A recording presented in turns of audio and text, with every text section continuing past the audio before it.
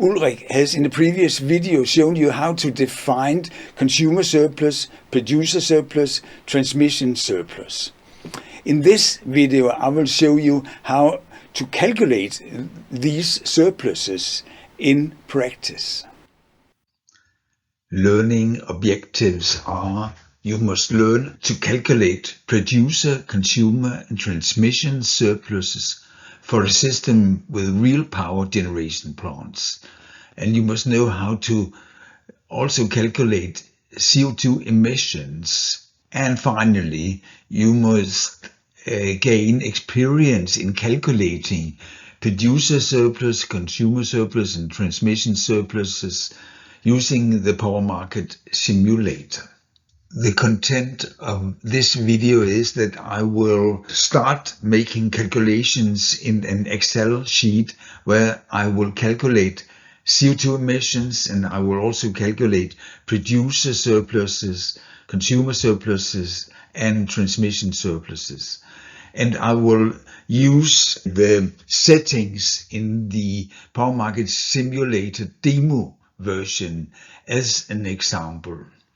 When I've done the calculations in the Excel sheet, I will do the same calculations in the power market simulator demo model, and finally I will compare the results.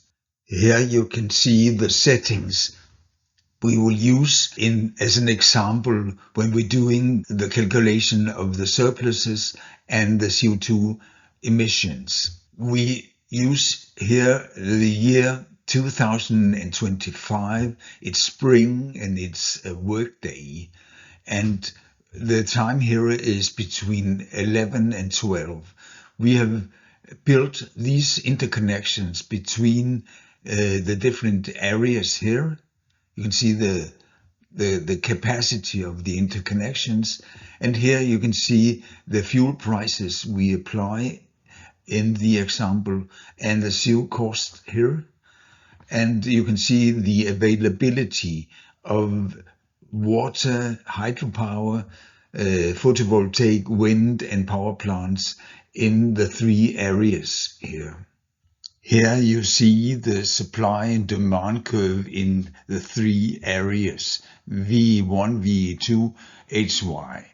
You can see here we have wind turbines here, onshore, offshore. We have coal-fired units. We have a combined cycle unit and a gas turbine. The same here in VE1, wind turbines, coal-fired unit, gas-fired unit, combined cycle, and a gas turbine and an old coal-fired unit. In HY we have hydropower units, we have nuclear power plants here, we have a biomass plant, and we have an oil-fired unit. Here you can see the consumption in area V1 and the production. And here you can see the production in V2 and the consumption. And here you can see the consumption in HY and the production in HY. In the Excel sheet, we will calculate the producer surplus, the consumer surplus, and the transmission surplus. When we calculate the producer surplus, we have to find the difference between the marginal price in the area and the marginal price of each of the units. So this is the producer surplus for wind 1 onshore. This is the surplus for wind offshore. This is the producer surplus for coal 1, for coal 2, and for the combined cycle unit. In this way here, we will do the calculation of producer surplus in the Excel sheet. When calculating the consumer surplus, we assume here that the total consumption in V1 here is 3071 megawatts, and we also assume that all the consumers here, they have a willingness to pay of 3,221 euros. The consumer surplus will be the difference between this value here, the willingness to pay, and the market price. multiplied with the total consumption. And finally, when we're calculating transmission surplus, we look at the price in the different price areas. If there is a price difference between areas, we know that there is a transmission surplus. And the transmission surplus is calculated on the basis of the difference between the two prices here multiplied by the flow in the transmission line. And the flow here is the total transmission capacity. In that way, we calculate the transmission surplus. But let us now look at the Excel sheet where we'll do these calculations.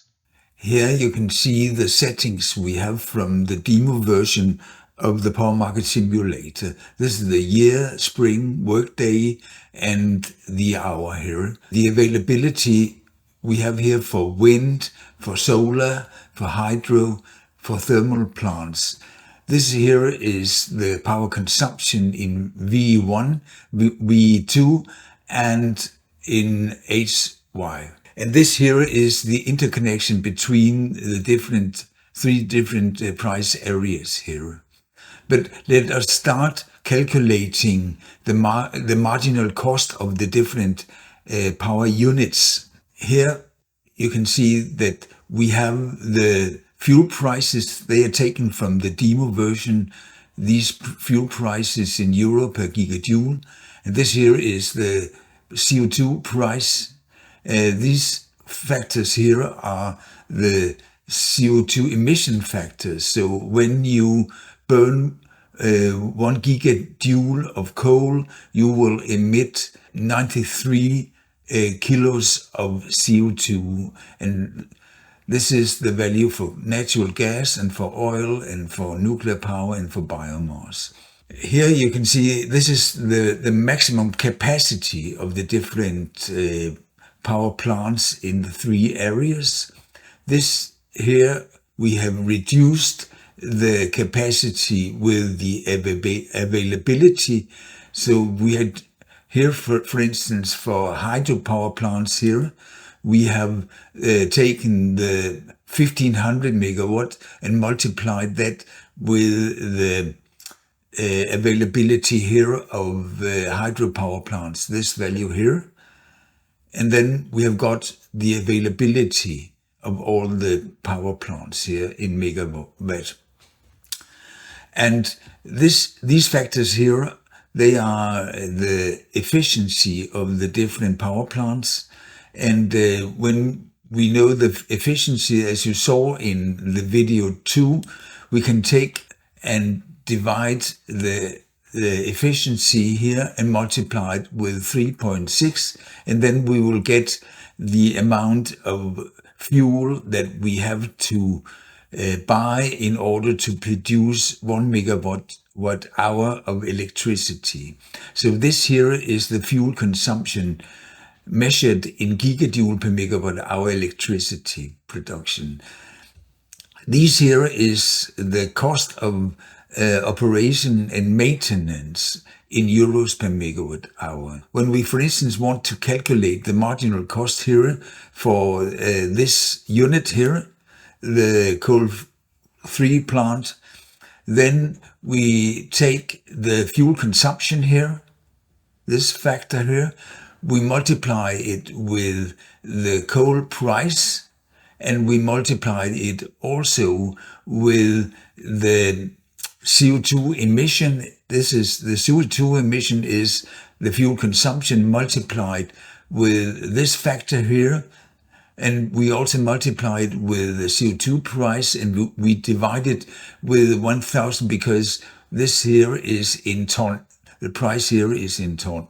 This here is the marginal cost for this coal 3 plant. In the same way, we have calculated the marginal prices of all the other plants here.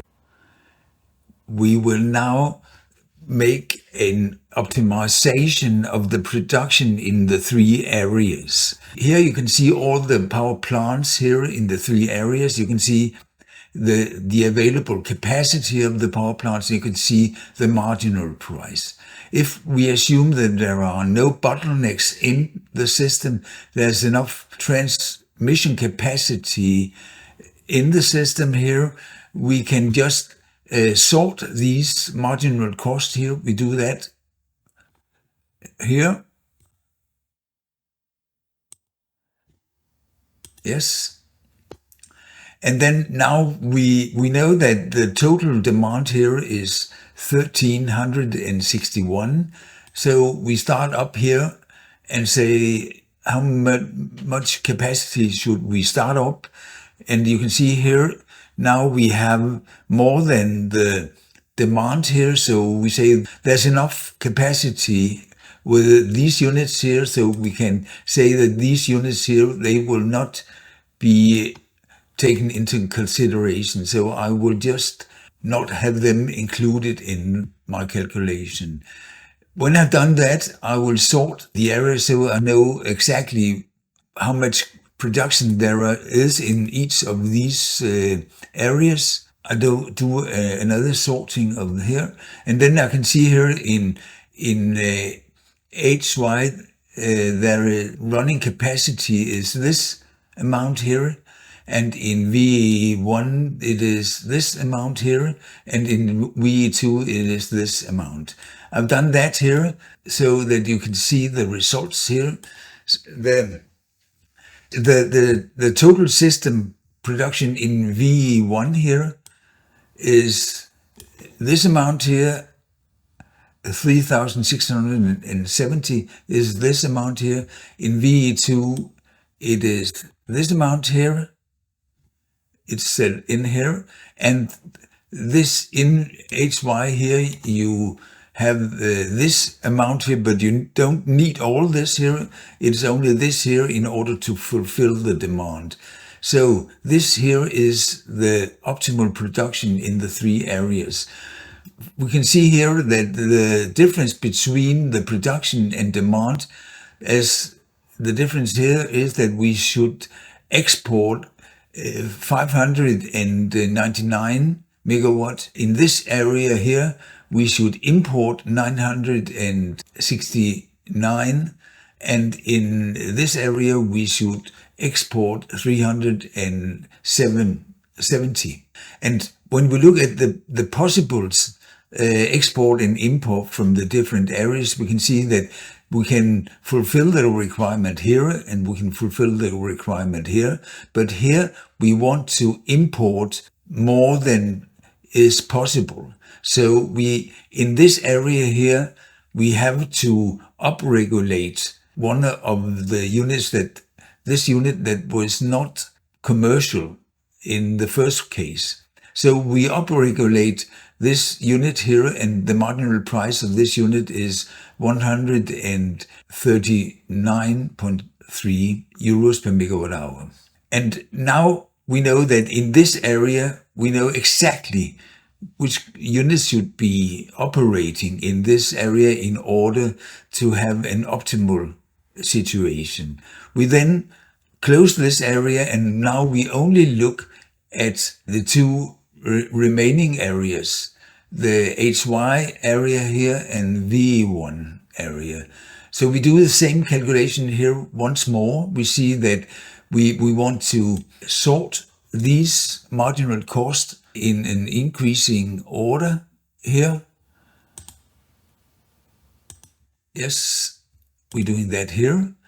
And then we know that this here is the total demand in the two areas, including also the export to V2. So we start here saying that how much should we produce in order to fulfill this demand here. And we can see here that we need to also have this oil-fired unit in operation in order to fulfill the demand. So we now close this unit here because we don't need this unit. And then we also again sort these here in order to find out in which area the different units are here. Okay. And now we know here that in the V1 area here, we want to produce this amount here, 3,670, and the rest should then be produced here in HY. You can see the result here. This is the production and the consumption. Then you can see that in this situation here, we want to export 299 megawatt from V1 to HY. And that, of course, is possible because we can transport 500 megawatt. And the marginal unit here in the both of these areas here will be the oil-fired unit with this marginal price. Now we have made a optimal production planning. Let us now look at how to calculate the surpluses. I will just remove this one here. And then you can see we had the consumption in the three areas here. You can see the production in the three areas. It was taken from this optimal planning. You can see here, this is the marginal cost in the three areas we have calculated here. And then you can see here you have the marginal price of all the units here. And you can see that in VE1, we will produce on these units here, this total production here. In this area, we will produce on these units here. This production here equals this production. And in HY, we will produce this amount here, and it is equal to this amount. So now we have made a calculation of an optimal power production planning. Let's now start calculating the CO2 emissions here. So I will just go up here. And in the way we calculate the CO2 emissions is that we know if we take these values here for wind, the CO2 emissions is of course 0. But if you take this for the coal 2 plant here, you say that what we would, the CO2 emissions from this plant here is, of course, the production C22 here. This is the production here. And we have to multiply this production with the emissions here. And you can see this was B20 and F41. B20 here, this is the emission of the coal-fired unit here in kilo per gigajoule, and the F41 here is the fuel consumption. So we multiply the fuel consumption with the emission factor here, and then we divide it here because we want to have it in ton instead of kilograms. And then we get this CO2 emission here from the coal-fired unit. We do the same for the next unit here and for all the units here. And then we can sum up here and find the total emission in the three areas of CO2. So when you do the CO2 calculation here, you should use the total production you have on the plant, and you should multiply that with the fuel you use per megawatt hour here, and then you get the total fuel consumption here, and you multiply the total fuel consumption on the emission factor here.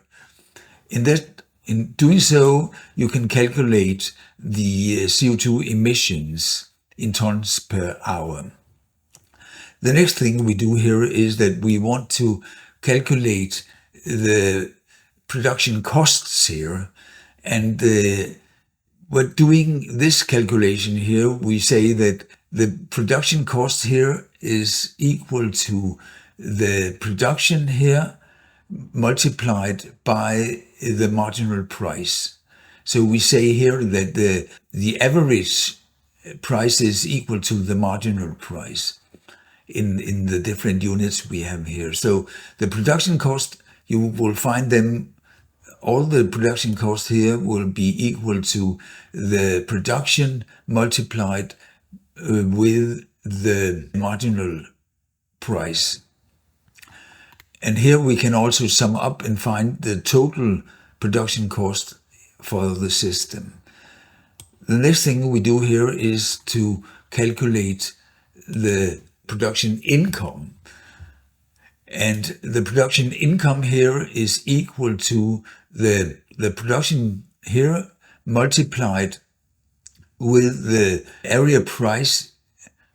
So in this case here, it is this value here multiplied with the area price in VE1.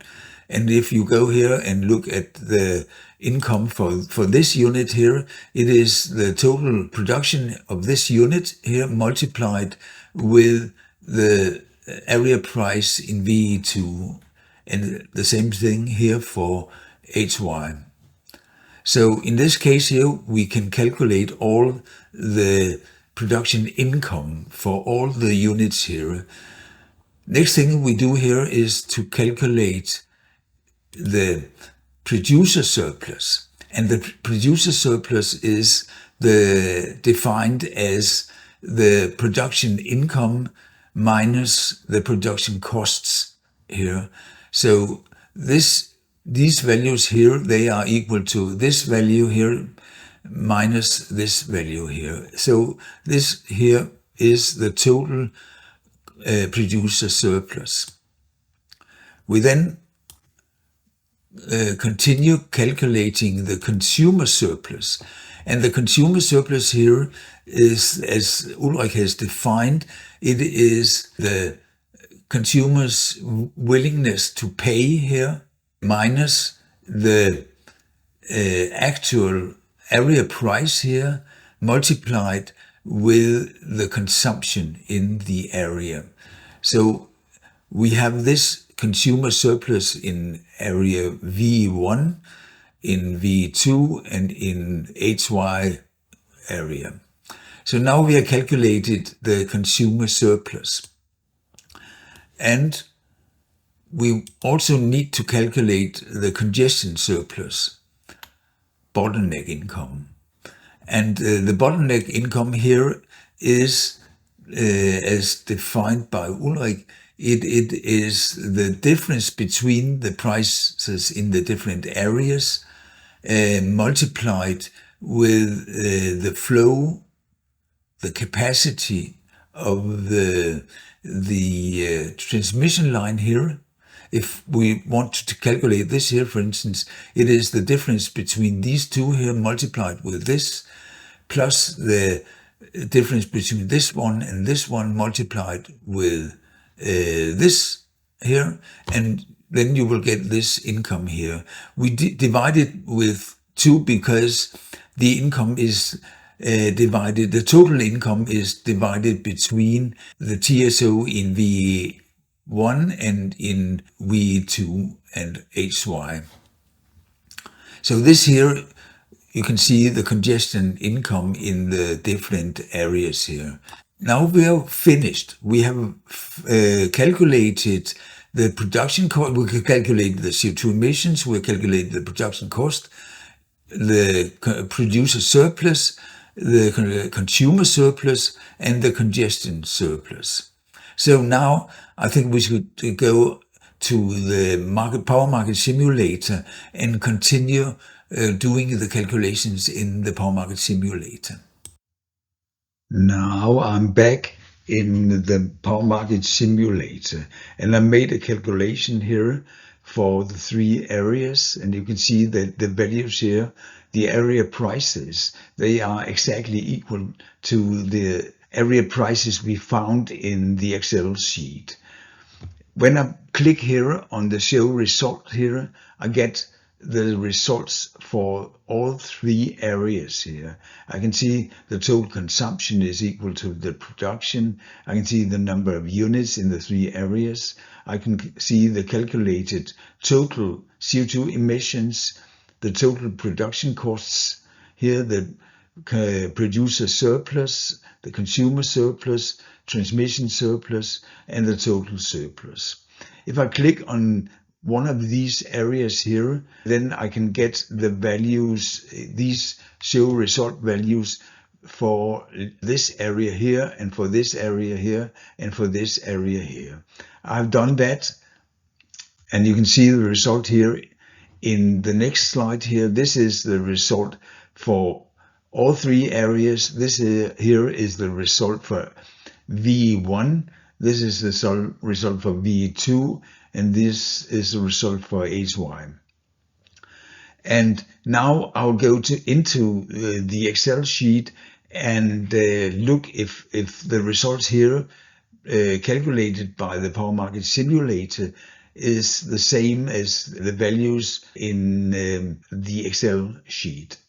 Now I'm back in the Excel sheet where we have calculated the CO2 emissions, the production cost, the producer surplus, the consumer surplus, and the congestion surplus. Let us look at the results from the Power Market Simulator. As when you look at the CO2 emissions here, this value here is exactly equal to the value here. And it is the reason why they are exactly equal is that it is the same principle we use in the Power Market Simulator when we calculate these CO2 emissions for the different power plants. When we then look at the total production cost here, you can see that this value here is also nearly exactly equal to this cost here from the Power Market Simulator and in the Excel sheet. There's only a small rounding error in these calculations. And when you look at the producer surplus here, this is this value here. They are also nearly exactly the same. There's small rounding errors. And when we look at the transmission surplus here, you also get exactly the same value here. So the total values here for all three areas, they are the same in the Power Market Simulator as in our Excel sheet. We can do that. We can look at the results area by area here. For V1, you can see this is the CO2 emissions. This here is the production costs here.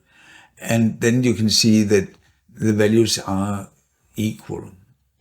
The values here is equal to the values we have calculated in the Excel sheet. And the reason why we get the same values is that it is in fact the same procedure we use in the Power Market Simulator to calculate these values as we have used here in our Excel sheet.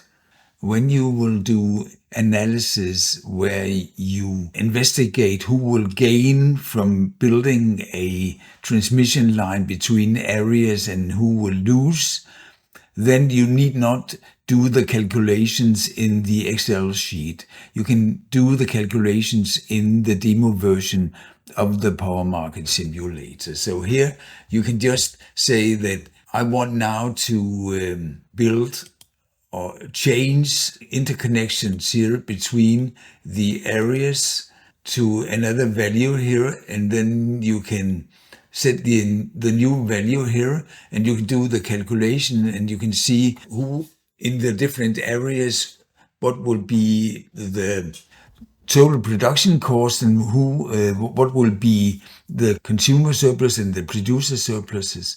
So you can investigate who will win and who will lose from making these transmission lines.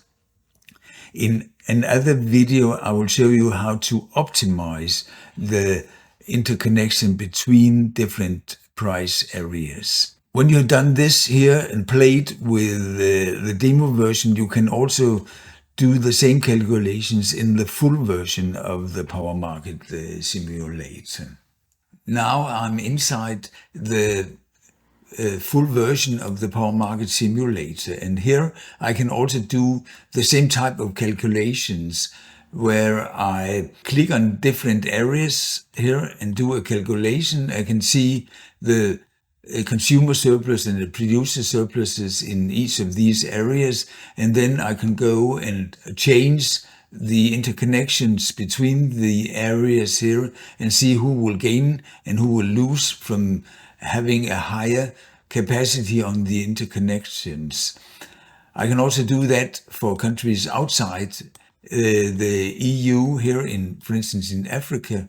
I can do a calculation between these three areas here without having a connection, and then I can go here and build an interconnection here between ET and KI and set a capacity here, do the calculation and click on the show results and see what is the producer surplus and consumer surplus, and who will gain and who will lose for having such an interconnector. The theory Ulrich has shown you can be used here applying the Power Market Simulator. You can use the theory in practice.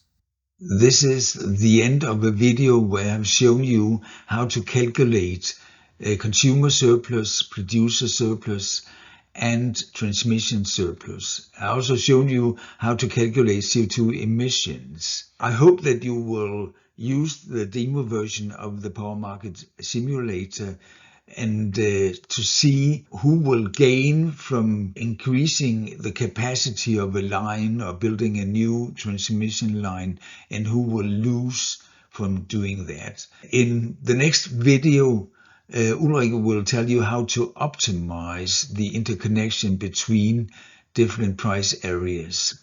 See you there.